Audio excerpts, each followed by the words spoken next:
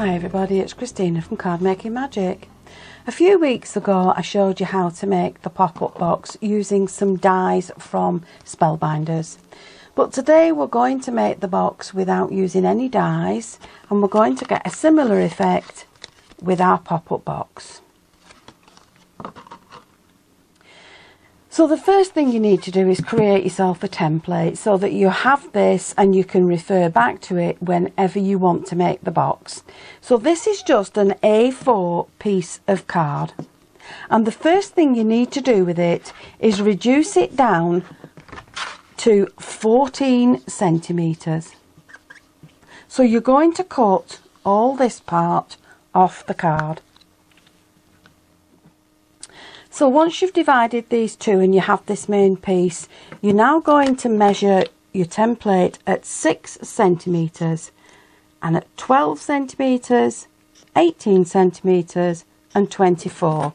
So then you'll need to score your card along all those lines so that you have the 4 sections to your box. Now you're also going to need a little tab on this end, so go another couple of centimeters and score that, and then you can cut all that piece off. So the next thing to do is to divide this into 2 equal parts. So what you're going to do is measure down 6 centimeters, and you will also score along that line. Let's do it in a different colour. Okay, so we've got 6 centimeters there, and this one will be 8 centimeters. Now once you've got this, you're going to remove this top piece. So we'll just take that out of the way. And that's going to be the fold, the hinge that keeps your box together. So we need to score all along there. We need to score all the way down there. And then what we're going to do along these pieces is we're going to cut down to that centre line.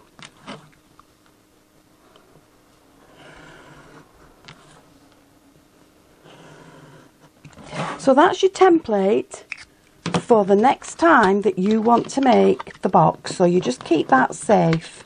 But what you should have then is something that you can lay on a good piece of card, and this is what you will have.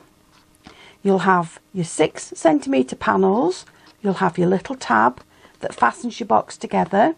You've folded down your top layers on 3 of them, keep one of them straight, and you're going to put some glue along this edge and glue that box together.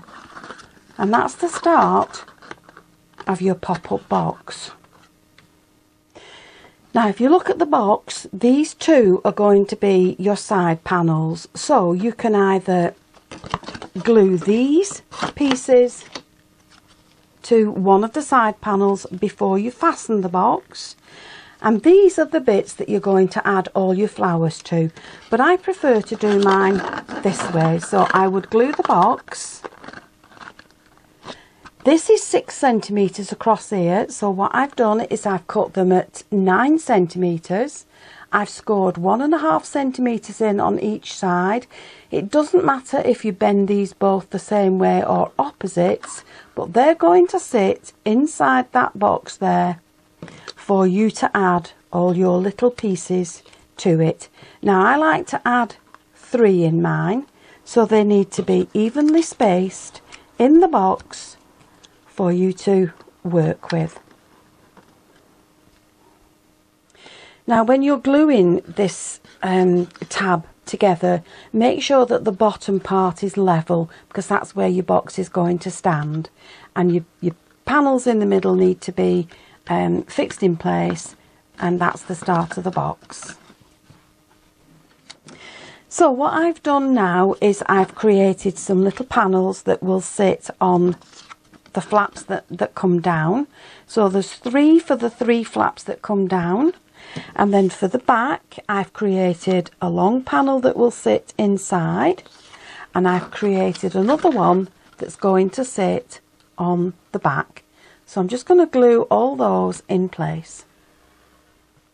So there are the panels stuck in place. I've got one on the box, which makes the back of the box a lot more strength, lot more strong. Now along the bottom of the outside, I'm going to add in some very pretty lace.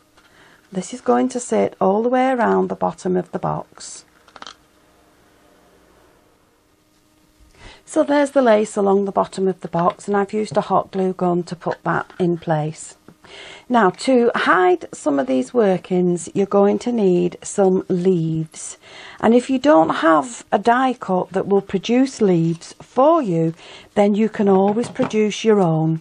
So this is a double piece of card, and all I'm doing is just cutting a leaf shape in it. Now, because that's doubled, it gives me 2 leaves. So what I need to do with those is spritz them to soften the fibres in the card, and then I need to just scrunch them up. And once they're dry, they then dry into nice stiff leaves. And then what I can do is add some of these leaves to the back of some of the flowers. And again, I'm going to use a hot glue gun. Now I'm going to start decorating my box, and I'm going to turn it into a baby box.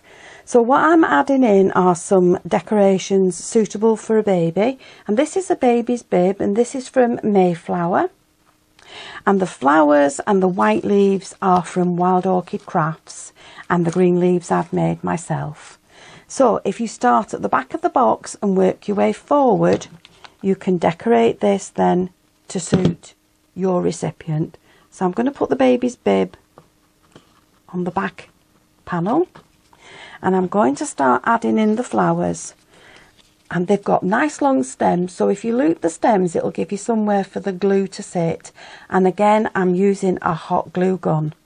So I'm going to use roses and some lilies and some smaller, I'm not sure how you pronounce this, I think it's gypsophilia. I'm not quite sure, but I'm going to pop these in along there as well. And then every so often I'm going to add in the leaves, which will hide all the workings that are in the box. So there you have the finished box. You have plenty of space to add your sentiment on the front or the back. Obviously it won't fit into an envelope, but I'm going to show you in the next video how to create a box.